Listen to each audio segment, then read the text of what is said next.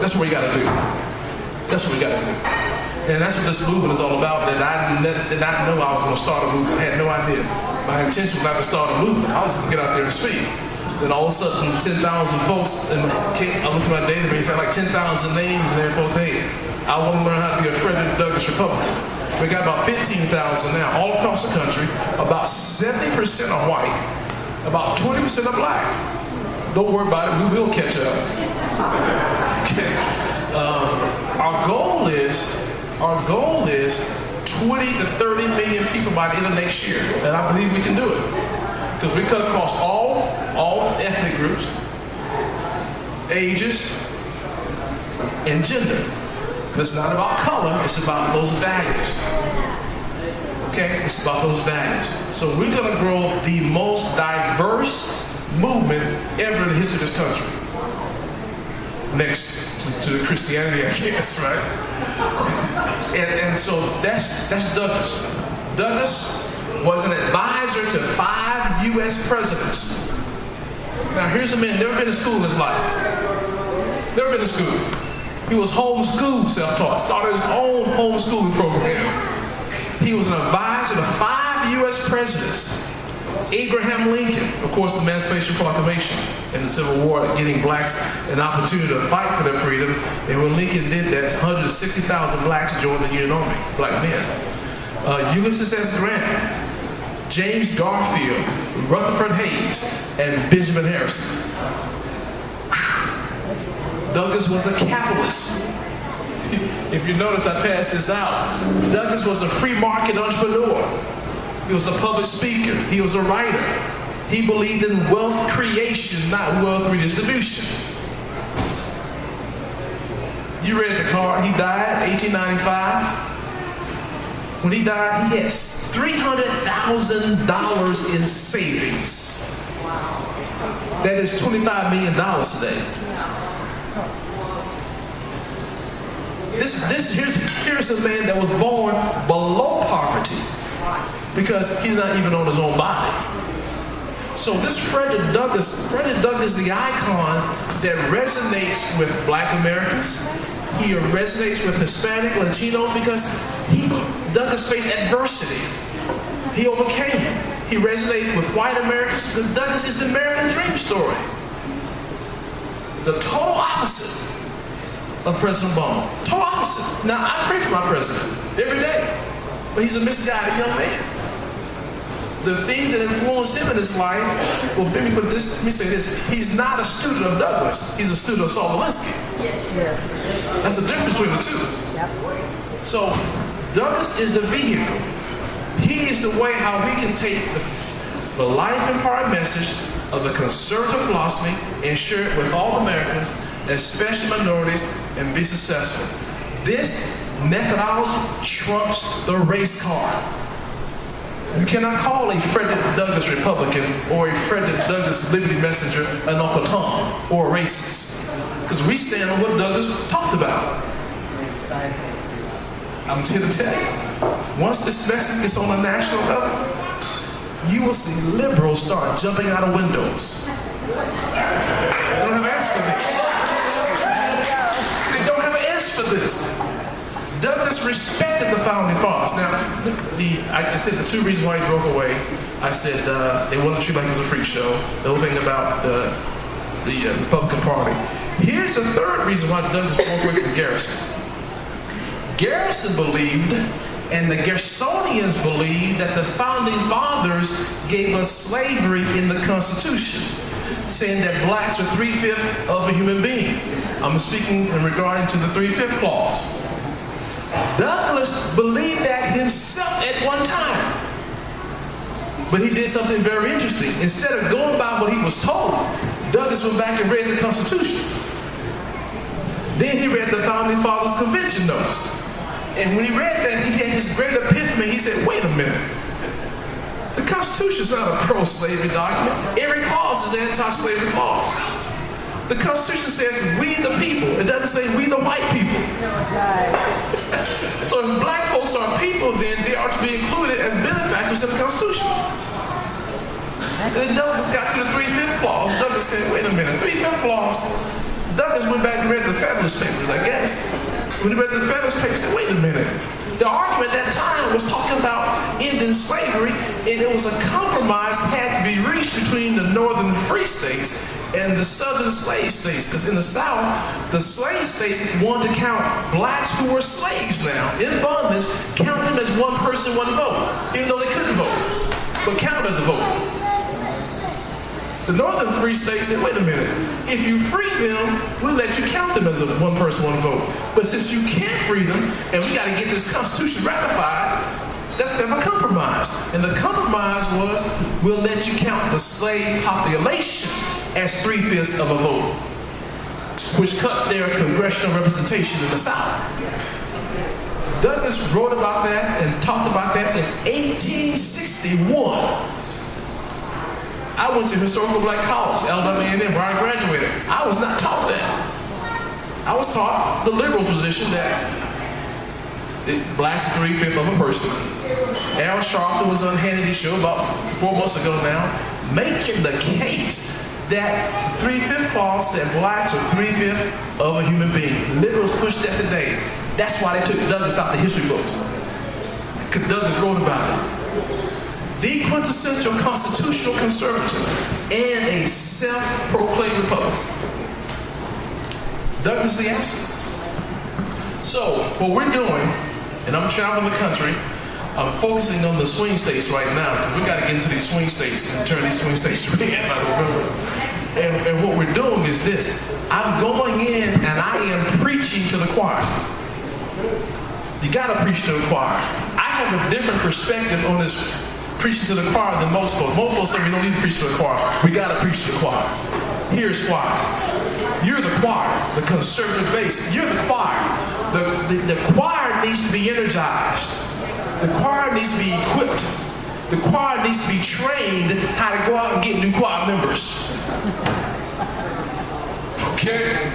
The choir needs to be taught how to sing a new song. That's a President Douglas Republican message. That's why you got to sing to the choir.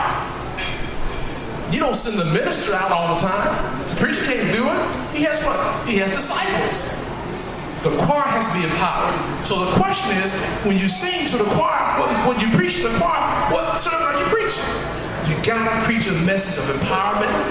That the things, I get down to statistics, I think it's about a 90% success rate. We have a 90% success rate of taking minority values and turning them into conservative votes. 90%. Here's how we do it. Just quickly. In order to do that, you must have a message that changes the heart and changes the mind. Changes the heart and changes the mind. You just can't give facts. Because you got to remember this. When I was born, I knew I was born black. I thought I was born a Democrat. I thought I was born a Democrat. So I was born a Democrat based on what I thought was family tradition. I'm not even born a Christian, I'm born a sinner. I'm not even born a Christian. So just I had to study the Bible and apply the scriptures to my life based on the truth. I learned how to do the same thing with politics.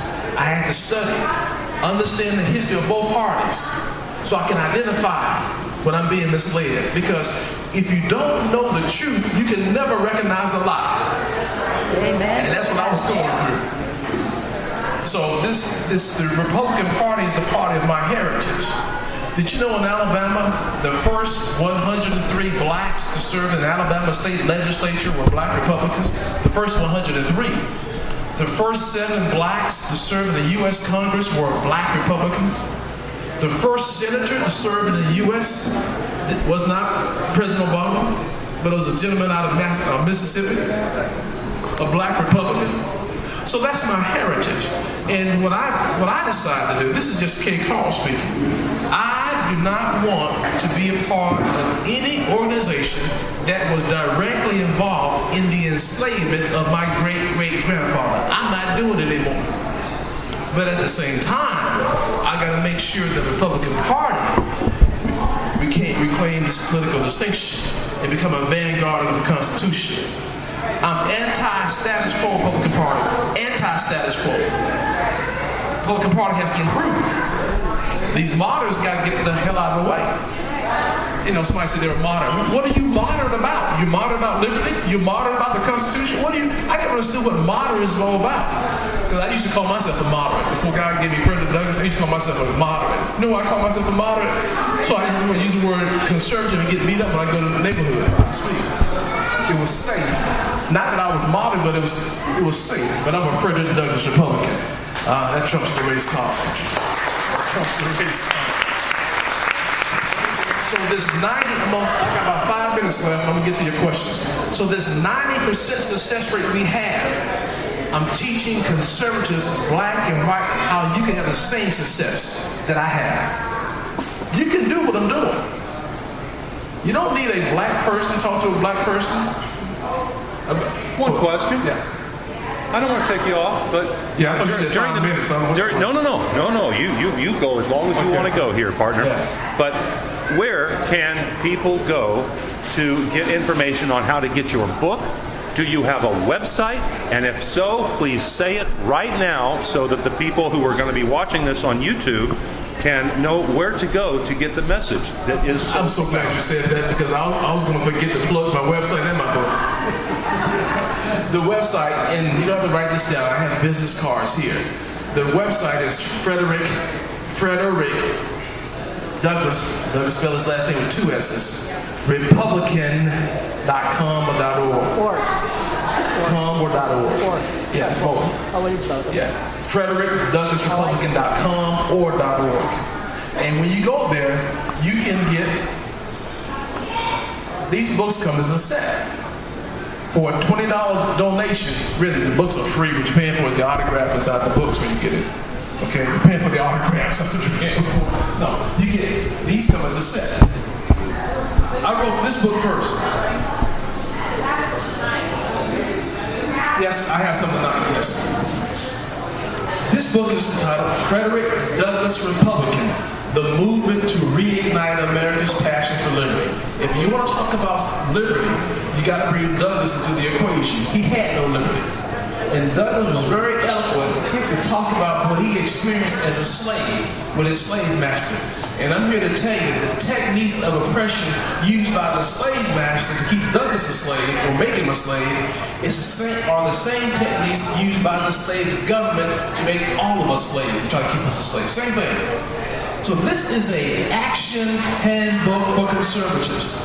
It gives you the information you need so you can engage. So you can talk to your friends, your fellow citizens, and your family members about your conservative values. And guess what? They can't play the race card on you.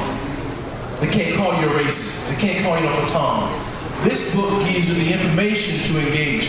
Frederick Douglass on welfare. What did Douglass say about welfare mentality? What did Douglass say about wealth redistribution? What did Douglass say about entitlements? What did he say about the Constitution? What did he say about the founding fathers? It gives you the information so you can engage. Douglass said on one occasion, he said slavery is based on the distorted notion of taking the fruits of one man's labor and giving it to another so he can remain idle. We call that wealth redistribution. Douglass talked about that. So this book gives you the information so you can engage. We're into our 3rd printing, and a lot of people are buying the books. And I went out and started canvassing some folks who bought the books. I said, well, then are you engaging? Are you talking? Are you talking to 20, 30 people a week about your values? No, K.Carl, I'm not. I said, what? You're not? I said, why not? Well, I sat down and studied that thing. And the reason why they're not engaging is because they lack the confidence to engage. They had the information, but they lack the confidence. So I wrote another book. This is a companion guide to this book. It's called The Most Asked Challenges. Let me explain what I mean by that. When you study the ministry of Jesus Christ, you recall that the Pharisees and the scribes always tried to trap Jesus to get him to say something damaging so they could discredit him. That's what liberals do to conservatives. But they did not know that Jesus was a subject matter expert. And Jesus had the gift of taking that challenge and turning around and making a teachable moment.